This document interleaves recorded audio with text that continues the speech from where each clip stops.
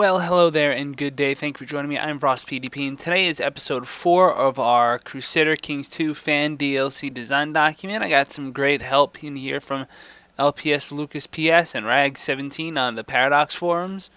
They had some ideas that helped sort of inform what I was already going to do, but also sort of make sure that what I was doing made sense, if that makes sense to you. Confirmation is always a good thing to have.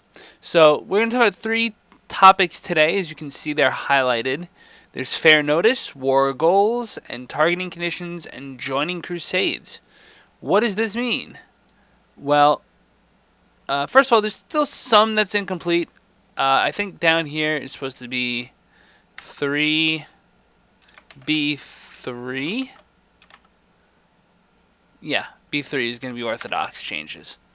So that's where that belongs. So first off, we have fair notice. And I may have talked about this before, but just to reiterate, just like Norse prepared invasions, the Pope, Caliph, or other religious head must provide a 6-month minimum notice that a crusade will take place, allowing people to join either side. So this might sound a little bit like EU4's League War, where everyone has to declare a side before the war starts. But it would be handled a little more openly. Like, alright, a crusade must start in 6 months.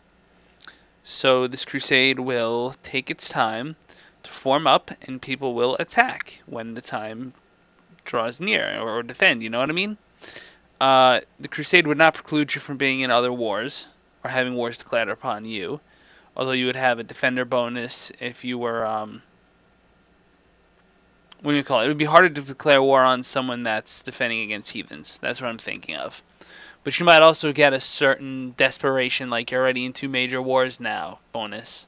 Although the Defender in War bonus is pretty good when it comes to thinking about mechanics.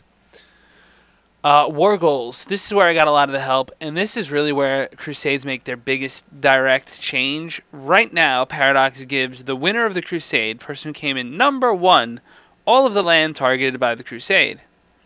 It gives the person who came in number 2 nothing. So I would change war goals. First of all, victory in crusades would be based on occupation of opposing provinces, representing an irrevocable, at least for now, seizure of land. So in other words, they came in, they took the land, and they set up enough government that it can't be thrown out. The idea is, once the Crusaders came to places like Edessa and Antioch, they took the cities over and made them into small little fiefdoms for quite a while, actually. So in-game changes, because that's where we're really concerned here. What's going to happen? An entire county might only count as 5 to 7% of the war score, depending on the value of it in proportion to the rest, right? So in proportion to the lands targeted, with an individual holding maybe being only worth 1 or 2% score. So castle might be worth 2%, and everything else might be worth 1%, unless it's a really small area of land being targeted. But once a score of 100 is reached, it must be maintained for at least 1 month before the crusade is automatically considered won. And land is distributed according to the rules that we talked about in the previous episode, the Crusader Kingdoms rule, where if your character is one of the top 5 contributing entities and has occupations at the time the crusade is victorious, you're presented with a choice to either cede your holdings to the winner of the crusade and get piety and plunder, or you retain these holdings as a count level character and you have to buy your way up. So even if you're the Count of Thomond and you manage to win a crusade somehow, you'd still only be a count level character until you move up. But then again, independence may be a factor there too. You may be able to declare your independence from somebody. Okay, back to the war goals. The ticking war score will exist and work in the defender's favor until they have lost 60% of the de jure kingdom being attacked, valued at 1 per month. So in other words, 100 months and the war is already over. And what you have that 6-month warning period to get ready to crusade. Once the crusade starts, this timer starts as well, making sure this war has to be done relatively quickly. Or at least it has to be undertaken with some aggression. Considering there are now many more reasons for players and AI to be involved in crusades, that should happen. Defeat costs the attacker significant piety, moral authority, and financial compensation to all combatants. Basically, if your religious head starts crusade and loses, it's going to be paying a lot of money. I don't know what that number is. That number may depend on the amount of land targeted, the actual bank account of that religion. It may simply drain that bank account completely, plus 500. I don't know.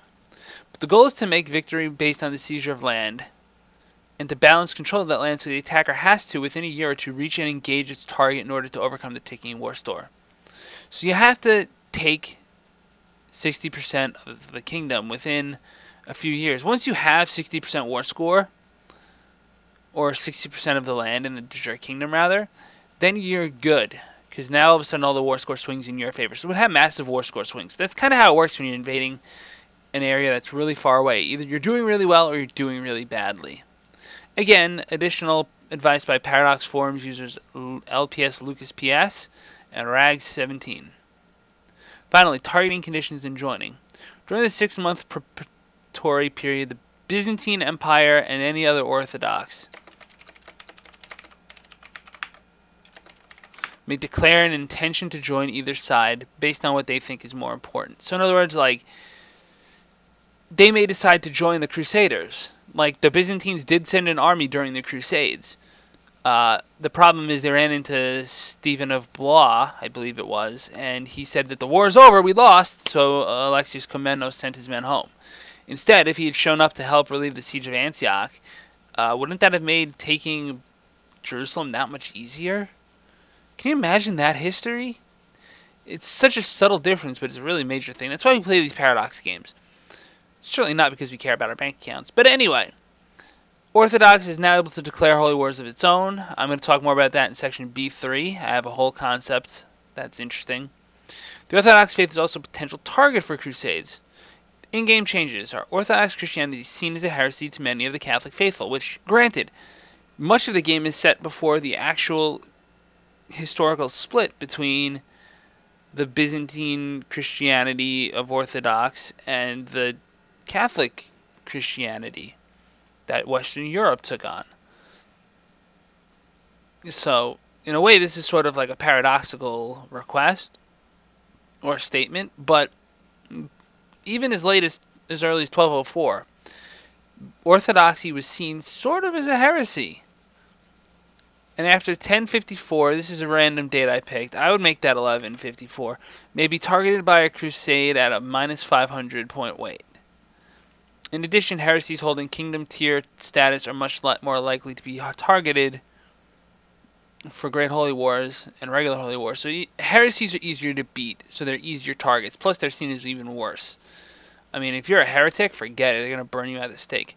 I did want to look real quick at that chart I mentioned, because I said, oh, plus 500, minus 500. What am I referring to? Well, I am referring to this particular chart here from the CK2 Wiki, Crusade, Jihad, and Holy Wars. Below is a list of weights for various titles for each religion. So these are the kingdom or empire level titles that Great Holy Wars get declared for. So, for example, the Kingdom of Lotharingia is weighted at 5,000, whereas Frisia is only weighted at 700, and Pomerania only at 400.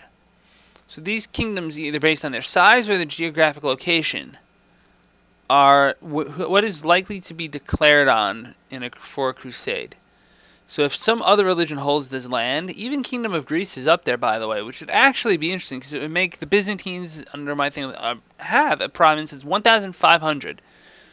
Which sort of makes sense because, you know, but maybe I would make so I could play around with the numbers of weighting bonuses, right? That's kind of insignificant. But heresies being plus 200 is nice too.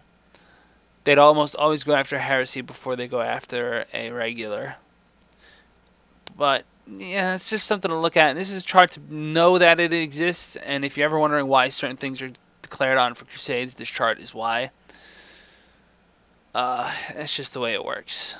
Anyway, I wanted to thank you for joining me. If you enjoy this project, please hit the like and subscribe buttons. Really do show your support for this, because I'm doing it. It's taking a lot of time to really write this, and I can just write these things up and send them to Paradox all on their own, or I can actually, you know, do this with the community and have fun. And so far, I've been getting a great response. So show your support. I want to thank you again, and as always on this channel, La Paz.